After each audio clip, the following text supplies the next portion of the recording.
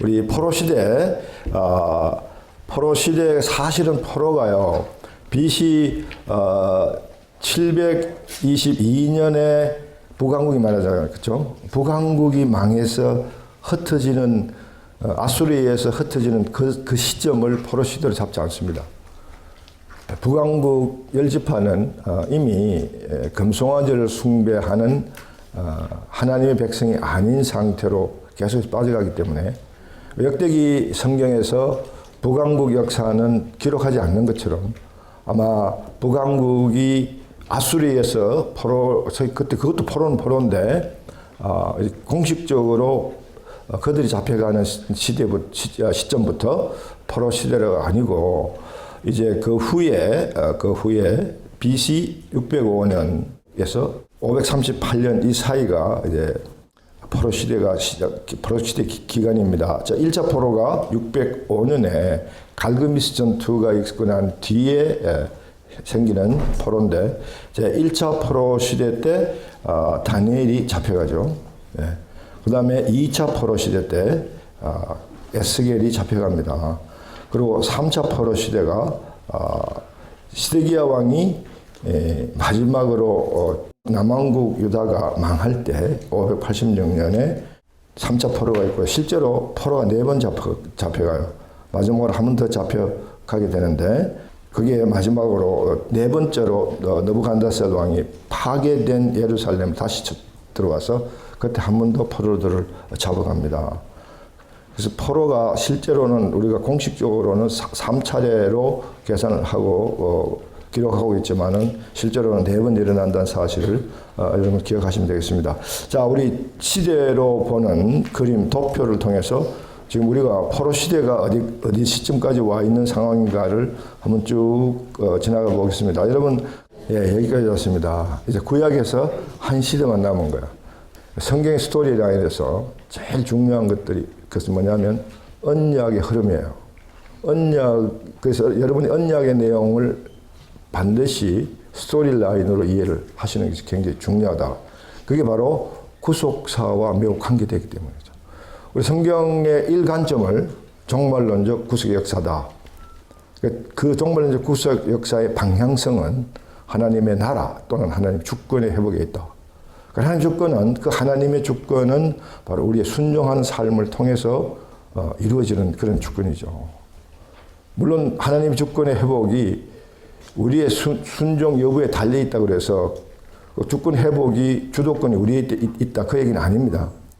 하나님이 우리에게 강권적으로 주권을 행사하셔서 순종케 하실 수 있지만은, 그러나 우리에게 하나님의 모양, 하나님의 형상대로 우리를 지어주시고 우리에게 자유의지를 주시고, 그래서 긍정적인 자기중심성을 주셨기 때문에 우리는 언제나 자발적인 순종이 필요한 거죠. 순종에는 크게 두 가지가 있습니다. 타율적 순종과 자율적 순종이 있어요. 이 타율적 순종이라는 것은 입력된 대로 그대로 이루어지는 거야. 그렇죠? 여러분, 하나님이 이 우주를 창조하실 때 짐승까지 창조하시면서 하나님의 반응은 어떠냐 하면요, 하나님의 스스로의 평가는 보시기에 좋았더라. 그렇잖아요? 창세기에 쭉 나오는 게 보시기에 좋았더라. 그거 그냥 하나님 기분 좋았다 그 얘기가 아니고요. 하나님이 계획하시고 입력한 대로 됐더라. 확인하시는 거예요. 그러므로 하나님이 천지를 창조했던 그 원래의 계획, 입력이 하나님 스스로 그 입력을 바꿀 때까지 절대로 변화하지 않는다는 거예요. 해가 절대로 서쪽에서 뜨지 않습니다. 하나님이 바꾸기 전까지는. 그리고 물속에 사는 해삼이 물속에 사는 게 답답하다고 나무에 기어 올라가지고 시원하다, 그런 소리 절대 없다는 거예요. 왜? 하나님은 해삼은 물속에 살도록 입력시켰기 때문에. 그렇게 입력된, 하나님의 입력에 입력된 대로 전혀 순종의 여지 없이 순종하는 순종, 타율적 순종. 거기에는 순종, 불순종의 문제가 없습니다. 하나님의 입력된 대로만 되니까요. 근데 순종의 문제가 유단히 인간에게만 있다는 거예요. 왜? 하나님께서 우리에게 자유의지를 줬어요. 인간에게만 자유의지를 줬고 하나님의 모양과 형상대로 지어졌기 때문에 하나님과의 관계가 인격적 관계로 이루어졌기 때문에 순종의 여부가 1차적으로 우리에게 있다는 거죠. 자율적 순종입니다. 우리가 스스로 하나님께 순종합니다. 그래서 어떤 신학자가 아주 논란이 있을 수 있는 얘기라고 생각되는 얘기를 했는데 나는 그 얘기가 너무나 맞다고 생각하는데 창세기 1장을 강의를 하면서 창세기 3장에서 하나님이 왜 구원, 구속의 역사를 왜 하셨는가? 당장 그냥 하나님 전지하시고 전능하시고 모든 것들에서 아쉬움도 없으신 분이고 그러니까 당장 죄 지었던 인간을 가부간에 당장 결정을 낼 수 있을 거 아니에요? 영원히 멸해 버렸거나 아니면 영원히 다시 단숨에 에덴으로 회복시켜서 바로 회복하고 모든 구속 역사를 할 필요가 없는 그런 하나님이 왜 창세기 3장 15절에서 구속의 역사, 여인의 후인, 뱀의 머리를 밟을 여인의 후손이 와서 그 머리를 밟고 구속의 역사를 완성했다는 그 약속을 왜 하셨을까? 전능하신 하나님이 뭐가 아쉬워서. 그렇지 않습니까, 여러분? 네. 그래서 그분이 신학적으로 이렇게 표현했어요. 하나님의 구속의 역사는 하나님의 전능성의 유보다. 전능성의 유보하심이다. 유보. 하나님 전능성을 바로 발휘하면요, 순종의 여부가 우리에게 주어질 수가 없습니다. 우리는 그냥 바로 그냥 순종하거나 불순종하거나 끝나버려요. 순종하면 회복하고 불순종하면 그냥 지옥으로 떨어져 버리고 그걸 끝나버릴 수 있는, 그렇게 하실 수 있는 분이 하나님의 전능성 아닙니까? 그럼에도 불구하고 하나님은 지금 또 우리의 순종을 기다리고 계신다. 그 말은 하나님 쪽에서 신학적으로 하나님의 전능성을 유보하고 계신다. 언제까지? 예수님 재림할 때까지. 왜? 더 많은 사람이 하나님에게 돌아오게 하시고 더 많은 사람을 하나님이 낙원으로 돌려놓게 하기 위해서 그렇다. 인간적인 해석입니다. 예. 그래서 여러분들 이 순종이라는 게 매우 중요하고 하나님의 주권의 회복은 우리가 순종하는 것에 의해서 하나님 주권이 회복된다. 그것이 우리의 어떤 그 주도권적인 문제가 아니라 하나님의 전능성의 유보로 인해서 우리를 기다리는 상태가 있다. 그렇게 생각하셔야 된다는 거죠. 예. 그래서 구속의 역사를 여러분 그런 측면에서 쭉 이해를 하시면서 구약에서 가장 그 구속의 역사의 구속사의 언약의 흐름의 가장 정점이 시내산 언약이다. 이런 지금 이 얘기를 왜 다시 또 되풀이 하느냐면요. 여러분 우리가 하는 이 통근통독 성경의 줄거리 따라가기 읽기에 특히 구약 부분에서는 이 부분을 놓쳐버리면 줄거리가 안 잡혀요. 이 부분을 놓치고 줄거리 잡는 것은 그건 잘못 줄거리를 잡는다는 거기 때문에 여러분들이 그 부분에 대해서 굉장히 민감하면서도 정확하게 이해를 하셔야 된다는 거죠. 그 시내산 언약 그러면 뭐가 생각나야 되냐면은 뭐요? 지켜 행함. 시내산 언약은 행위 언약이다. 행위 언약은 인간이 지켜야 할 조항이 함께 나온다. 예, 언약과 율법은 상위와 하위의 개념으로 매우 밀접한 관계다. 그런 행위 언약이 나오면 반드시 지켜야 할 의무조항, 약속, 규범 이런 것들이 따라 나오게 돼 있다는 사실을 꼭 기억하셔야 돼요. 그래서 여러분 우리가 신앙생활을 하면서 너무 은혜만 강조하면 안 돼요. 그리고 너무 은혜만 사모하면 안 됩니다. 성경은 은혜만 얘기하는 거 아니에요. 하나님의 구속의 역사는 은혜로만 이루어지는 거 아닙니다.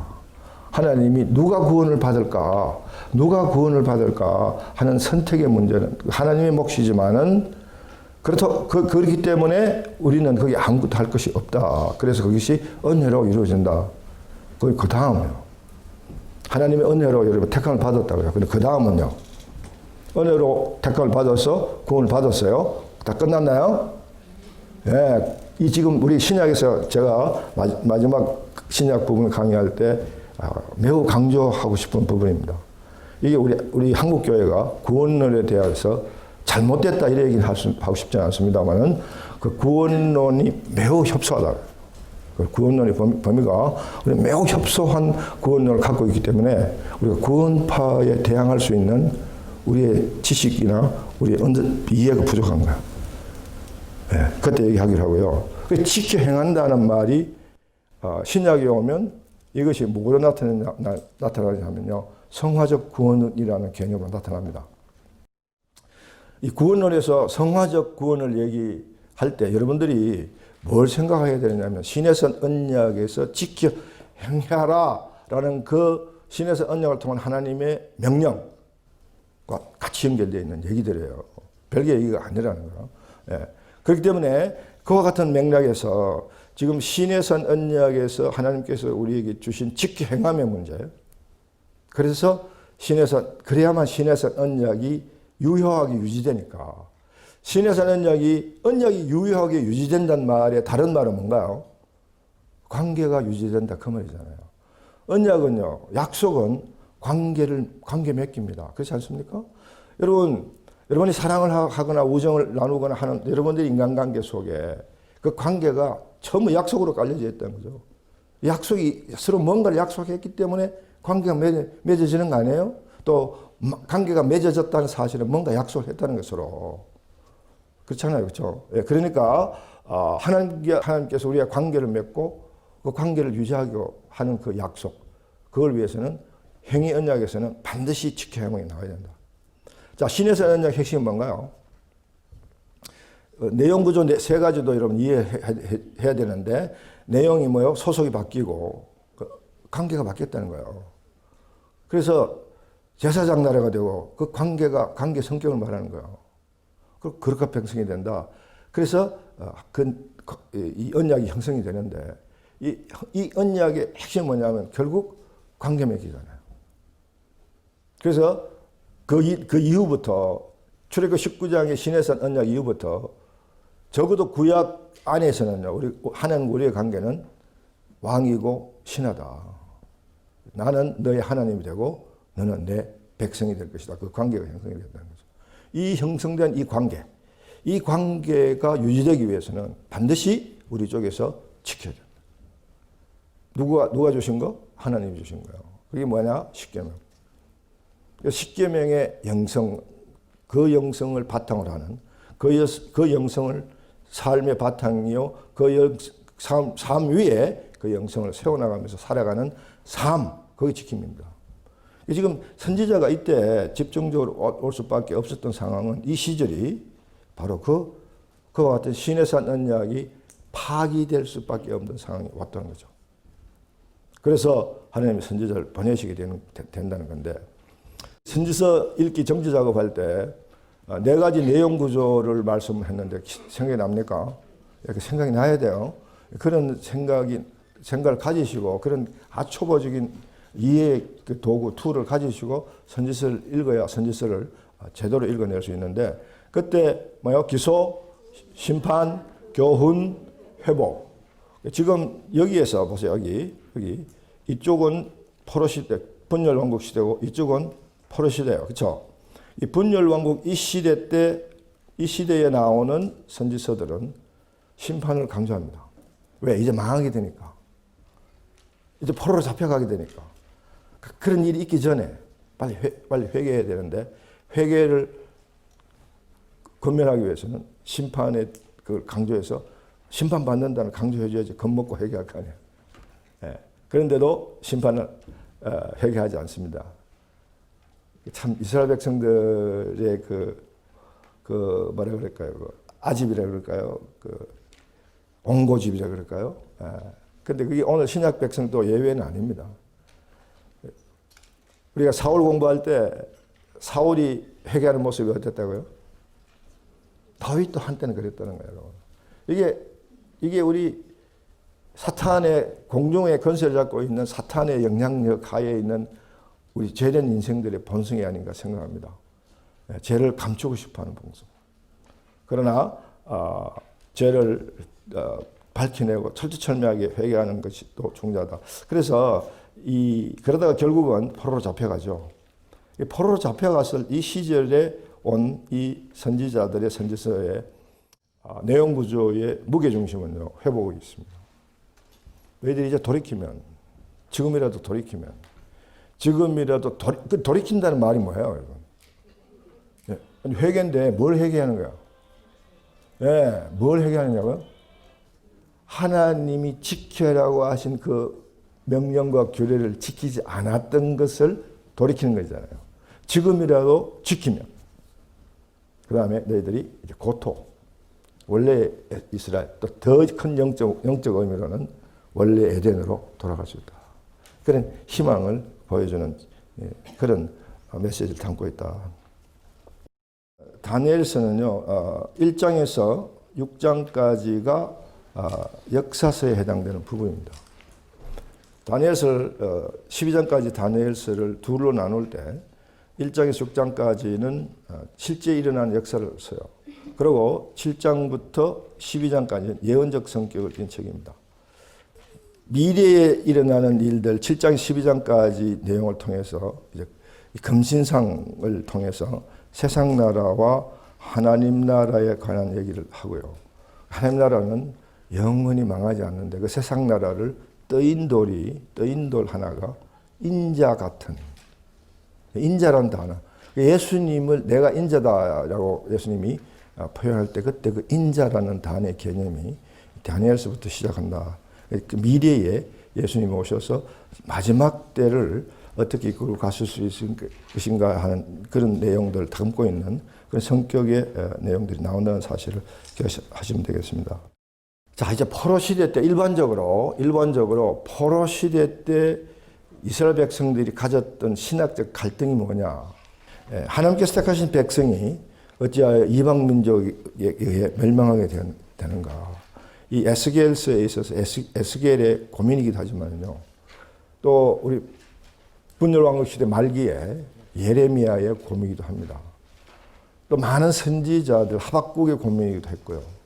그게 일반적으로 그 고통, 이제 고난받는 시대가 이제 오게 되니까 또 그 시대에 접어드니까 그제서 이스라엘 백성들이 우리가 믿는 여호와는 전지전능하신 여호와인데 우주를 창조하신 여호와고 복을 만드신 여호와고 복의 원천이시고 그걸 깨닫고 그런 걸 알게 되고 그런데도 불구하고 그분이 택한 우리 이 세상에 그분이 택하지 않는 그런 소위 이방인들보다 훨씬 더 고통스러운 삶을 살아간다. 이게 도저히 이해가 안 된다.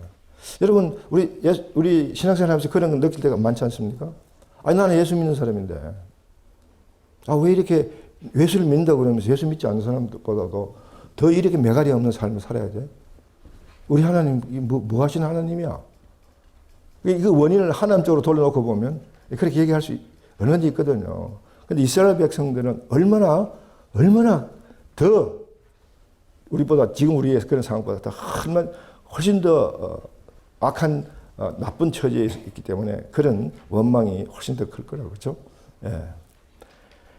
그래서 더 이상 우리에게 소망이 있는가? 이제 좌절과 절망으로 빠져드는 거죠.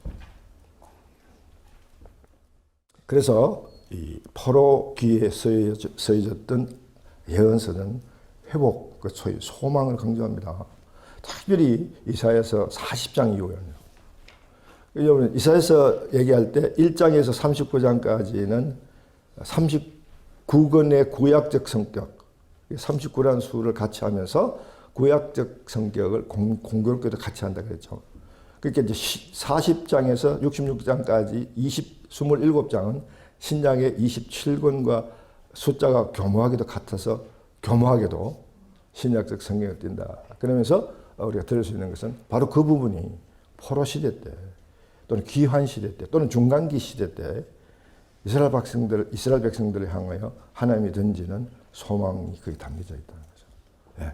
그래서 더 이상 우리에게 소망이 있는가 하는 문제 제기가 포로된 백성들의 신학적 갈등 중에 하나였었고요. 마지막으로 과연 우리가 그렇다면 그럼에도 불구하고 우리 하나님이 정말 임마누엘 하나님이신가? 우리와 함께 하시는 하나님인가? 네. 여러분 이 세 가지 포로된 백성들이 갖는 이 갈등, 이 고민, 이게 어저께 제가 설명했던 용어 중에 하나, 용어를 생각하시면 어떤 용어인가요? 네, 신정론. 신정론이라는 문제가 신정론이라는 것이 바로 이런 문제를 다루는 거예요. 한마디로 얘기하면 하나님이 전지전능하신데 왜 우리가 파워풀한 삶을 살지 못하고 오히려 세상 사람보다도 더 비참한 삶을 사는가? 그 답이 어디 있는가? 네, 그런 질문을 던진다는 거죠. 여러분 지금 같은 질문이에요. 이 세 가지 질문의 답은요, 인과응보로 어프로치 할 수도 있지만은 더 큰 결론은 종말론적으로 하게 된다는 거죠. 네. 우선 여기 인과응보를 가지고 이 질문에 대해서 답을 할 수 있는 것은 어떻게 해요? 원인이 있으니까 결과가 왔다. 그럼 이런 결과가 오기까지 원인이 뭐였겠는가? 우리 그 원인을 한번 먼저 탐색해 볼 필요가 있다고. 덮어놓고 그것만 상관없이 종말적으로만 답이 있다. 그렇게만 얘기할 수 없는 거죠. 특히 이 구약 백성들이 포로 시대 때 그들이 당한 고통을 놓고 했던 질문의 답은요, 먼저 인과응보에서 찾아야 돼요. 그리고 인과응보에서 찾는다면 지금 이 결과가 무엇이 원인이었나요? 이 결과가 오기까지 무엇이 원인이 있나요? 이걸 아셔야 돼요. 이게 메시지와 스토리라인의 핵심이에요. 지금 여기까지 오기에 스토리라인과 메시지 라인의 핵심을 이루고 있기 때문에 금방 나와야 되죠. 지키 행함. 이 굉장히 중요합니다. 삶. 이스라엘 백성들은 하나님이 그들의 하나님이 되고 그들은 하나님의 백성이 되는 그 관계 맺은 대로 살아가는 삶을 실패하지 않았냐, 이거. 결과적으로. 지금까지 우리 쭉 보니까. 그렇지 않습니까? 십계명의 영성을 살지 못했다. 그러니까 아모스가 선지자 영성을 외쳤고요. 호세아가 제사장 영성을 외치지 않았습니까? 그 두 개의 선지서만 보더라도 이스라엘 백성들, 남북 왕조가 공이 얼마나 십계명적 삶을 무시했다. 그렇죠? 그건 곧 하나님의 명령, 하나님이 너는 나의 거룩한 백성이 된다라는 그 말을 무시해버렸다는 거죠. 그게 인과 응보, 그게 원인이 돼서 이런 결과가 왔다. 이런 선지서에도 그렇잖아요. 너희들이 이렇게 이런 죄를 짓고 이렇게 하면 결과가 심판이 온다. 인과, 그렇죠? 예. 그럼에도 불구하고 우리는 그 답을 또 종말론적으로 찾아야 된다. 예. 그렇게 해서 포로 시대 때의 이 고통 가운데 있는 이스라엘 백성들의 삶을 이제 포로 시대에서 나오는 선지서들을 읽으면서 그런 그 메시지를 이해할 때 이런 것들을 바탕으로 깔아두면 됩니다. 그다음 에스겔서의 핵심 개요는 여러분 이제 이 한눈에 보기 도표에서 여러분 여러분 꼭 어텐션하면서 꼭 살필 것은 이 디테일한 이 분석들도 다 여러분이 살펴서 그걸 이렇게 이해할 수 있도록 하는 것도 중요하지만은 그 핵심이 여기다 개요.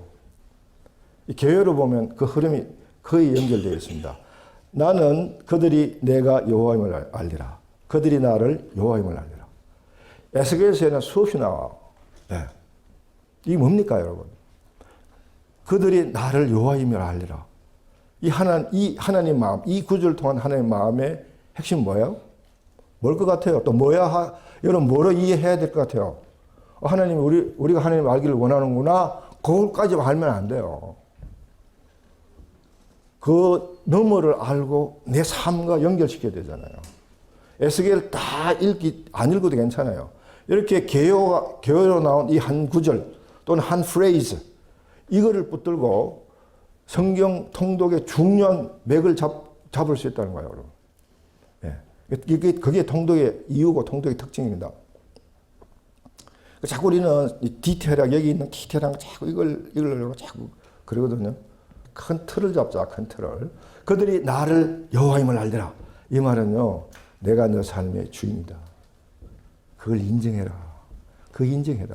내가 여호와 전지전능하시고 무소부재하시고 영원불변하시며 나는 그런 초월적 속성을 갖고 또 인격적 속성을 갖고 있는 그런 신학적, 성경 지식적 그 하나님임을 알아달라. 성경 공부해서 알아달라. 그 얘기가 아니잖아요, 여러분. 그거 알아달라는 거 아니잖아요. 결국 뭐예요? 내가 너 삶의 주인이다. 주권자다. 내가 창조주다. 내가 주권자다. 내가 너 삶을 다 컨트롤하는 책임지는 자다. 섭리주다. 그렇게 알아달라고 얘기하면 그 밑바닥에 또 뭐가 깔려있나요? 그 밑바닥에 그렇게 알아달라고 하는 그 하나님 마음 그 밑바닥에 또 뭐가 깔려있겠어요? 그러므로 너 중심성을 내려놓아라. 여호와께 부르짖으라. 내가 놀라운 놀랍고도 비밀스러운 일을 내가 행하리라. 예레미야 33장 2절 3절. 네. 우리가 이런 성경을 통독을 해나가면서 이런 중요한 메시지라는 스토리라는 통해서 이게 바로 맥이에요. 맥이 딴 데 있는 게 아니에요. 이게 바로 맥인데 그 맥들을 찾아내는 게 중요하다. 에스겔서의 핵심은요. 그들이 나를 여호와임을 알리라. 에스겔은 2차 포로 때 잡혀가가지고 그발 강가에서 이제 포로 생활을 하고 있을 때 하나님이 에스겔에게 나타납니다. 제일 먼저 보여주시는 환상이에요. 그러니까 2차 포로 때 잡혀갔기 때문에 예루살렘이 아직 망하기 전이에요. 그렇죠? 망하기 전인데 그발 강가 그러니까 그 소위 말하는 그 난민촌이죠. 이스라엘 백성들 포로들이 살아가는 집단 수용소. 뭐 좋게 얘기하면 유대인 커뮤니티, 유대인 타운, 우리 LA에 코리아 타운이 있듯이 유대인 타운. 거기 이제 포로로 잡혀가서 있는 어느 날 하나님이 에스겔에게 나타납니다. 에스겔은 레위고 제사장 계열의 집안 사람이에요.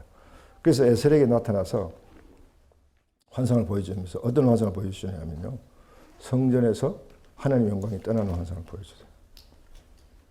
그게 바로 예루살렘 망한다는 그걸로 보여주시는 거죠. 에스겔은 그 수천 킬로미터 떨어져 있는 그발 강가에서 예루살렘 성전이 망하는 것을 환상으로 본 거야. 그래서 예언을 시작합니다. 그 포로들에게. 그게 에스겔의 시작인데, 그러면서 에스겔서의 끝에 가면 마른 뼈 얘기들 기억나시나요? 예, 그런 걸 통해서 회복을 강하게 강조하시면서 이스라엘 백성들에게 소망을 줍니다. 이게 에스겔서의 컨텐츠인데, 자, 그럼 왜 하나님이 에스겔서를 통해서 당신의 영광이 성전을 떠나는 모습을 왜 그렇게 보여주실까? 예. 여러분, 이런 시대적 배경을 이해하시면 도움이 됩니다. 이건 뭐 성경책에 안 나오는 얘기고, 우리 그래서 성경 공부해야 되는 건데, 부분적인 나와요. 예레미야가 예루살렘 성전이 부셔지고 망할 거니까 너희들 빨리 회개하고 하나님께 돌아와야 된다. 그때 이 소위 거짓 선지자들 또는 궁중에서 왕의 녹을 먹으면서 선지 활동을 하는 사건 선지자들, 이런 에스겔이 미워 죽겠는 거죠. 예레미야가. 예레미야한테 가장 핍박을 다 하잖아요. 왜냐하면 하나님이 계시는 성전이 있는 이 예루살렘이 망한다 그러니까 열받아서 상대로 역으로 핍박하는 거죠. 그들은 믿는 게 뭐냐면, 웃기지 마라. 우리 예루살렘 성전이 있고 그 성전에는 하나님이 계셔. 하나님이 임재하는 곳이 곧 우주의 중심인데 이게 망할 리가 있냐. 하나님 망하게 하시지 않는다. 그들은 그런 대로 잘못된 신앙을 갖고 있었던 거죠. 예레미야 아무 얘기도 안 듣고 예레미야가 뭐 칼을 채우고 뭐 물구덩이도 때려놓고 뭐 별 핍박을 다 결국 망하게 되잖아요. 근데 하나님이 그래? 그럼 내가 떠나보자. 그런 이유도 있고, 당시에 우상 숭배가 얼마나 극심했으면요. 그 예루살렘 성전 안에 우상이 덕실덕실했다. 하나님이 거할 수 없는 아주 냄새나는 곳이 되어버린 거죠. 더 이상 하나님이 거할 수 있을 수가 없어요. 그 성전은 뭐라고요? 성전의 시작은요, 하나님 거하는 처소로 시작된 거 아니에요. 그 성막으로부터 성전을 발전돼요. 하나님 거하시는 처소. 이게 성전의 어떤 데는 개념입니다. 떠나버렸잖아요. 그러니까 바벨론의 그 느부갓네살 왕이 들어와서 멸망시켰어요. 그래서 떠난 그 성전. 그래서 에스겔서에서는요, 또 다른 성전의 환상을 보여줍니다. 그런데 그 성전의 환상을 치수를 그려보면 도저히 이 땅에 있는 성전 같지가 않아. 예. 그건 여러분들이 그 에스겔서 읽으면서 나중에 시간 되면 정독하면서 그 의미가 뭔지를 찾아가시면 좋겠고, 이렇게 떠난 이 성전에 이렇게 떠난 하나님의 영광이 언제 임재하나요? 언제 다시 돌아오나요? 이거 성경 스토리 라인과 메시지 라인에 따라 읽으면서 이 맥을 잡아야 되는데, 아직까지는 거기까지 안 갔으니까 안 잡아도 괜찮은데, 이제 미리 말씀드리면, 요한복음 1장 14절. 말씀이 육신이 되어 우리 가운데 뭐야? 태버나클드. 장막을 치셨다. 장막. 하나님이 거하시는 처소. 예수님이 성막으로, 성전으로 우리 가운데 임하셨다. 하나님의 영광이 돌아오신 거예요. 어디로요? 우리 가운데 오셨다. 우리 가운데란 말은 between us의 개념도 있고 among us의 개념도 있습니다. 우리 사이, 우리 공동체 사이, 그리고 inside me, 내 삶 가운데, 우리의 관계 가운데 오셨다. 예레미야 33장 1절에서 3절 말씀을 우리가 한번 마음에 새겨둘 필요가 있어요. 그게 바로 신위의 대표적인 구절이기 때문에 그렇습니다. 자, 읽습니다. 예레미야가 아직 시위대 뜰에 갇혀 있을 때에 여호와의 말씀이 그에게 두 번째로 임하여 이르시되 2절 3절 같이 읽을까요? 시작. 일을 행하시는 여호와, 그것을 만들어 성취하시는 여호와, 그의 이름을 여호와라는 이가 여호와 같이 이르시다. 너는 내게 부르짖으라. 내가 내게 응답하겠고 내가 알지 못하는 크고 엄밀한 일을 내게 보이리라. 예. 누가 일을 한다고요? 예. 그리고 또 일이 없어도 일을 만들어 한다고 그랬죠. 누가요? 예. 여호와 하나님. 일을 행하시는. 다시 말하면 주도권을 하나님이 주신다. 내가 모든 주도권을 갖고 있는, 내가 주권자고 내가 창조주고 내가 섭리주이기 때문에 너희는 내게 부르짖으라. 내 중심성을 내려놓아라. 자기 중심성을 내려놓아라.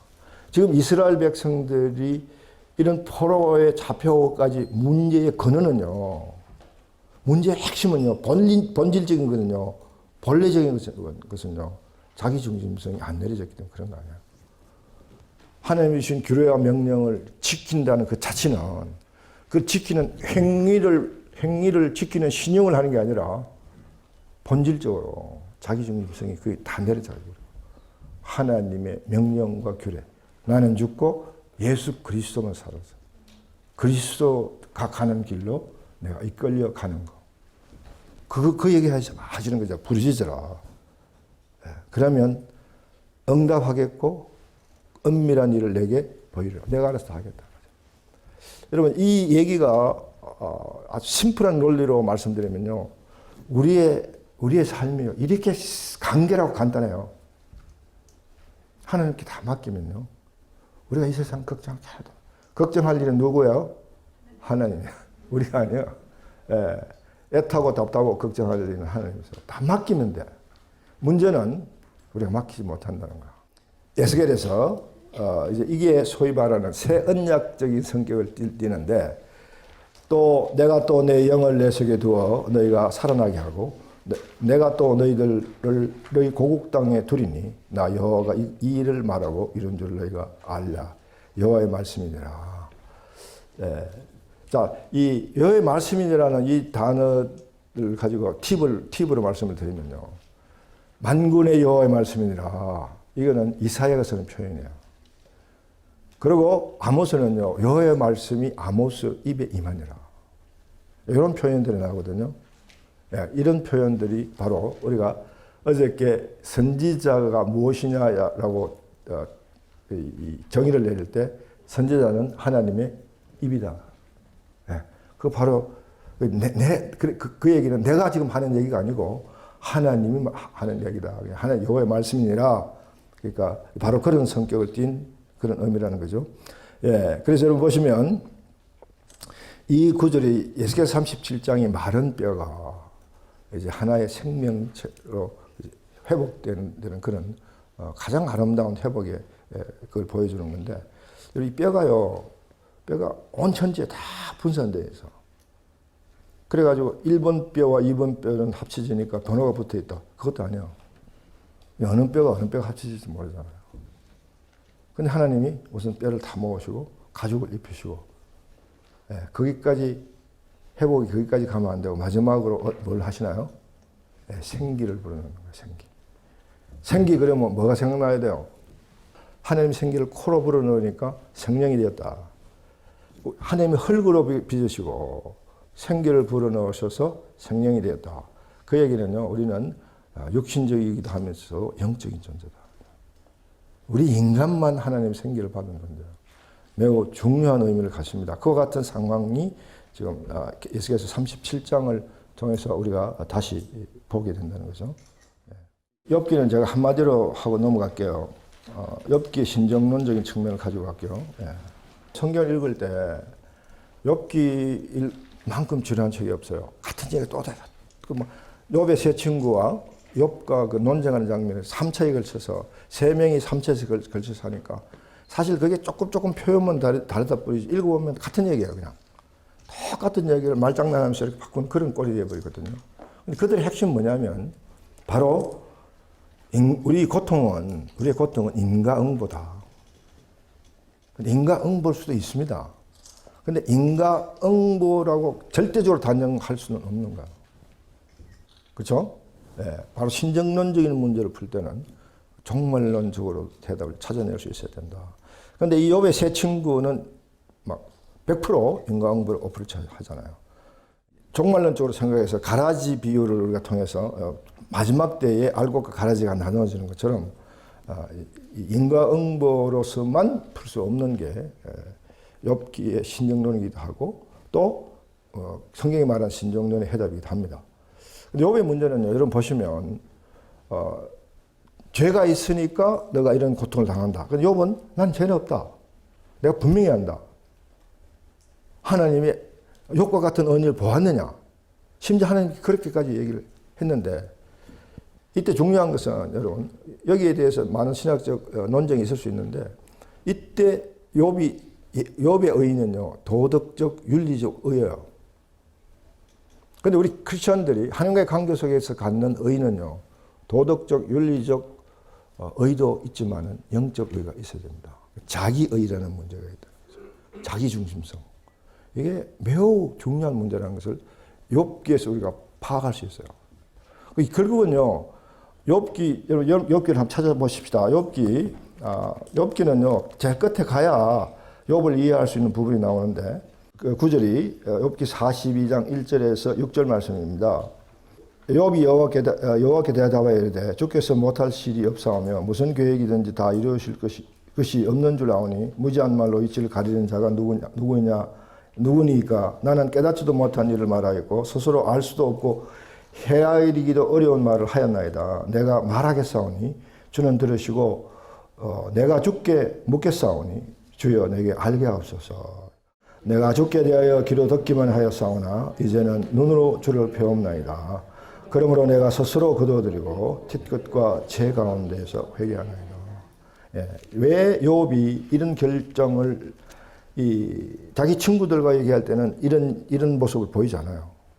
근데 왜 지금 갑자기 욥이 이런 모습을 보이냐 하면은 이제 앞으로 돌아가시면 38장부터 욥이 하나님을 대면하기를 원해. 나 너희들하고 얘기하고 싶지 않아.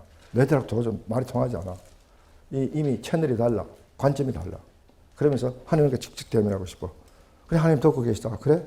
내가 그럼 나하고 대면해 주지. 그리고 오셔서 제일 먼저 하나님이 하신 말씀이 이거예요. 그때 여호와께서 폭풍 가운데에서 욥에게 말씀하여 이르시되 무지한 말로 생각을 어둡게 하는 자가 누구냐. 너는 대장부처럼 허리를 묶고 내가 내게 묻는 것을 대답할지니. 너는 대장부처럼 허리를 묶고 튜닉을 입고 있었거든요. 튜닉은 움직일 때 매우 불편해요. 그래서 노동할 때는 끈으로 허리를 동여맵니다. 그래야 이게 기동력이 생긴다. 이 말은 무슨 얘기냐면요. 이빨 악물어. 그 얘기요. 내가 지금부터 질문하는데 내가 이빨 악물고 달려들어봐. 너가 정말 거기에 대한 대답을 할 수 있는가? 존재론적으로. 그래서 제일 첫 질문이 이거예요. 내가 땅에 기초를 놓을 때 내가 어디 있었냐? 첫 질문부터 한 방 맞는 거야. 여러분 하나님이 천지를 창조하실 때 욥이 있었나요? 너 왜 그렇게 말이 많아? 나의 주권을 인정할 수 있느냐? 너의 의가 아니라 나의 의를 너가 생각해 볼 수 있느냐? 그 얘기예요, 여러분. 결국 욥의 문제는요. 욥의 인과응보적 죄의 문제가 아니라 욥 자기도 미처 깨닫지 못했던 자기 중심성, 자기의. 그걸 하나님이 지금 깨우치시는 거예요. 여러분, 욥기를 통해서 하나님이 매우 디테일한 부분까지 자기 중심성을 파고듭니다. 그 욥기를 읽으면서 여러분 그거를 우리가 파악할 수 있어야 된다는 사실 기억하셔야 돼요. 욥기에 대한 얘기는 거기까지만 할게요. 자, 우리가 이 시대에 고난에 따르는 시대인데 진정한 행복이 뭐냐 하는 문제를 우리가 한번 짚고 이제 넘어가겠습니다. 피트림 소로킨이라는 하버드 대학 교수가 Crisis of Our Age라는 책을 1941년도에 썼어요. 굉장히 오래된 고전인데 이분이 이제 행복론을, 이 사람은 행복론을 얘기하는 건 아닌데, 이 사람의 이 저서를 통해서, 문화 유형을 통해서 우리가 어떤 행복의 유형을 우리가 유출해 보는데, 사실 그 문화라는 것은 그 시대의 행복을 만들어내는 거 아니에요, 그죠? 예. 문화를 통해서 우리는, 또는 우리의 행복적인 가치관을 통해서 문화가 이루어지는 거죠. 우리는 이러이러한 행복을 추구한다. 그러면 거기에 맞춰서 문화가 형성되는 거예요. 그렇죠? 문화가 그렇게 탄생하는 거예요. 그러니까 다시 말하면 감각형 문화는 감각형 행복을 찾는 자들이 만들어내는 문화예요. 그렇죠? 라스베가스의 문화가 감각형 문화다. 그 말이에요. 밤문화가 감각형 문화다. 그 말이에요. 그런 행복을, 그런 걸 통해서 우리가 복이 온다고 생각하고 복된 삶이라고 생각하니까 그런 걸 막 추구하다 보면 그 위에 문화가 쓰는 거예요. 예, 소로킨의 이 문화 유형론은 행복론을 얘기할 때 매우 중요한 기본을 적어놓은 부분입니다. 그 다음에 관념형 문화, 소위 정신문화, 그렇죠? 정신문화, 영적인 문화, 이런 문화를 추구하면 이제 그런 이제 문학이 형성되죠. 뭐 클래식 음악이 생긴다든가, 문학이 발달한다든가, 뭐 이런 식의 우리 쉽게 얘기하면 해볼 수 있다는 거죠. 자, 그러면 기독교가 얘기하는 그는 뭐죠? 성경적 행복론은요, 감각적 행복이라는 그걸 가지고 얘기하면, 우리 아모스를 공부할 때 네 가지 관계에 네 가지 유형이 있다고 그랬습니다. 그렇죠? 됨과 가짐, 그 다음에 나눔과 성림. 그럼 됨과 가짐의 이 가치관은 감각형 행복으로 연결돼요. 그렇죠? 그 다음 나머지 관념형 행복론은 나눔과 성김의 가치관과 연결되어 있다. 그렇죠? 그렇죠? 근데 성경은 이 둘 중에 어느 걸 지지하나요? 네, 둘 다를 지지한다. 그렇다고 해서 반문화를 막 열심히 다 가르치진 않는데, 이 둘 다의 밸런스가 중요하다는 거죠. 네. 그러므로 성경이 얘기하는 행복은요, 성경이 얘기하는 행복은 청부론입니다. 깨끗한 부자가 되세요. 지저분한 부자 아니에요. 돈 많이 벌어서 자기 주머니만 채워넣는 지저분한 부자가 아니라 그걸 나누고 섬기고, 이 땅에 여러분 우리가 20%가 이 땅의 80%의 그 자원을 점유한다고 얘기했는데, 최근에 유엔 통계에 의하면요, 5%가, 상위 5%가 이 지상의 60%의 부를, 자원을 쥐고 있다는 거죠. 근데 놀라지 마세요. 제 판단에 여러분이 그 5%에 들어간 사람입니다. 한국의 GNP가 그 5%에 들어간다. 그럼 여러분이 알게 모르게 나누어야 돼야 할 그 자원을 여러분이 갖고 계시는 꼴이 되어 있다. 그죠? 통계학적으로 그렇다는 말입니다. 그래서 우리 이 크리스천들이 이럴 문제를 어떻게 해결할 것인가. 성경을 읽고 고민하고, 그 다음에 그것을 여러분 삶으로 표출하십시오. 그래야 이 세상이 하나님의 문화가 세워지는 나라가 된다는 거죠. 네. 시편 147편은 이스라엘 백성들이 자기들의 포로된 신세 한탄하는 노래입니다.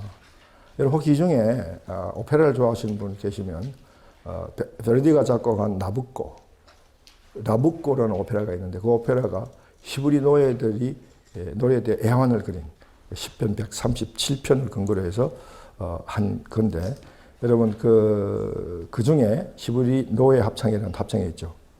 디라리라 디리라라라, 그 합창이 바로 그 가사가 시편 137편에 되어 있습니다. 기환시대는 3차 이글자 포로로 갔듯이 3차 거리에 돌아와요. 1차는 스룹바벨이 돌아와서 성전을 짓고, 2차는 에스라가 돌아와서 재건운동을 합니다. 영적 재건운동을 하면서 역사를 새로 쓰고 부흥을 하면서 하고, 느헤미야는 돌아와서 성벽을 쌓는 일을 합니다. 기환시대 공부 다 했습니다. 그러면 돼요. 말라기만 공부하고 기환시대를 마치겠습니다. 말라기는 하나님과 이스라엘 백성의 관계가 말라 죽는 게 가는 거라고 그랬습니다. 그렇다고 해서 그런 의미는 아니지만, 말라기는 나의 사자라 그 말이에요. 마지막 사자를 보내시고 이제 말라기에서 하나님과 관계가 어떻게 말라 죽는가 6개 상황을 이 도표로 보여줍니다. 말라기에서 이런 하나님과 이스라엘 백성에 대해 이런 극악한, 서로 대치되고 서로 아주 상황이 아주 나쁜 부부가 한쪽은 어쩌든지 구슬려서 살아가려고 그러고 한쪽은 어떠든지 꼬투리를 잡아가 이혼하려고 그러는 그 반대가 되는 한 커플이 서로 나누는 대화처럼 나눈다고 생각하면 즐겁으면 됩니다. 이렇게 대화를 나누다가 결국 어디서 하나님의 입이 떨어지냐면요. 말라기 3장 14절 15절입니다. 나는 너가 말하기를 하나님을 섬기는 것이 헛되니 만군의 여호와 앞에서 그 명령을 슬프게 여기며 슬프게 행하는 것이 무엇이 유익하리요. 지금 우리는 교만한 자가 복되다 하며 악을 행하는 자가 번성하며 하나님을 시험하는 자가 화를 낸다 하노라. 여러분 어떻게 생각하세요? 더 이상 할 말이 있습니까? 만군의 여호와를 섬기는 것이 헛되다. 슬프게 행하며 명령을 지키며 슬프게 행하는 것 지켜 행하라. 그게 무슨 의미가 있겠냐. 그걸 통해서 우리가 무슨 유익을 얻느냐. 오히려 교만한 자가 그리고 악을 행하는 자가 더 번성한다 라는 판단을 해버릴 때 하나님은 더 이상 할 말이 없는 거야. 여기서 하나님의 턱이 떨어집니다. 턱 떨어지는 소리를 들어야 돼. 이걸 읽을 때. 다시 말하면 하나님이 실어적에 걸리게 됩니다. 지금부터 세례 요한이 올 때까지 하나님은 입을 닫습니다. 선지자가 오지 않습니다. 이것이 구약의 마지막이에요.